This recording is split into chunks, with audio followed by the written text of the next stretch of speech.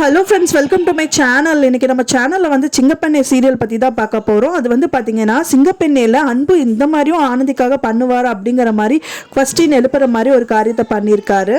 சிங்கப்பெண்ணை சீரியலில் எல்லாருமே எதிர்பார்த்த தருணம் வந்துட்டு நந்தா எப்போ வந்து மித்ராவை மாட்டி விடுவாங்க அப்படின்னு தான் எதிர்பார்த்துட்டு இருந்தோம். ஆனால் ட்விஸ்ட்டு வந்து வர வகையில் வந்துட்டு சிங்கப்பெண்ணை சீரியலில் நடந்திருக்கு.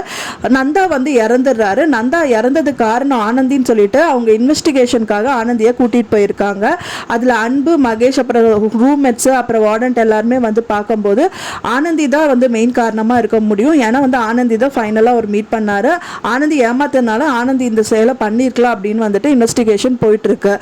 வந்து ஆனந்தியை மாட்டி விடுற வகையில் போலீஸ்க்கு வந்து ஒரு ஐடியா கொடுக்குறாங்க. என்னன்னு பார்த்தீங்கன்னா, 15 நாள் வந்து ஆனந்தியை ரிமாண்டில் வைக்கிறதுக்கு ஃபஸ்ட்டு வந்து மீடியாவை வந்து கூப்பிடுங்க. மீடியா வந்துட்டாங்க அப்படின்னா யாருனாலையும் எந்த போலீஸ்னாலையும் ஒன்றும் பண்ண முடியாது.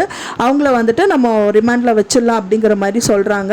இதில் வந்து தப்பிக்கவே முடியாது அப்படின்னு நான் நினச்சிட்டு இருந்த டயத்தில் வந்து அன்பு என்ன பண்ணுறாருன்னா, ரொம்பவே ஷாக்கிங் கொடுக்குற வகையில் அன்பு தான் காரணம், நான் தான் அந்த கொலை பண்ணேன் அப்படின்னு சொல்லிட்டு ஒத்துக்கிறாரு. ஆனந்திக்கும் இதுக்கும் எந்த சம்மந்தமும் இல்லை, நான் தான் அந்த கொலை பண்ணேன் அப்படின்னு சொல்லிட்டு அன்பு வந்து அந்த தருணத்தில் வந்துட்டு ஒத்துக்கிறாரு.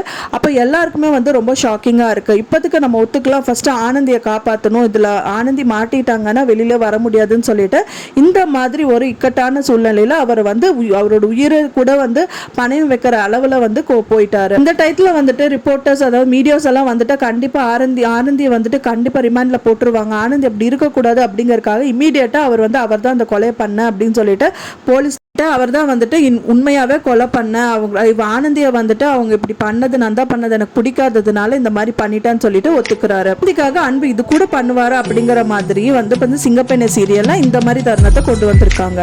தேங்க்ஸ் ஃபார் வாட்சிங் மை வீடியோ ஃப்ரெண்ட்ஸ். நெக்ஸ்ட் வீடியோல பார்க்கலாம்.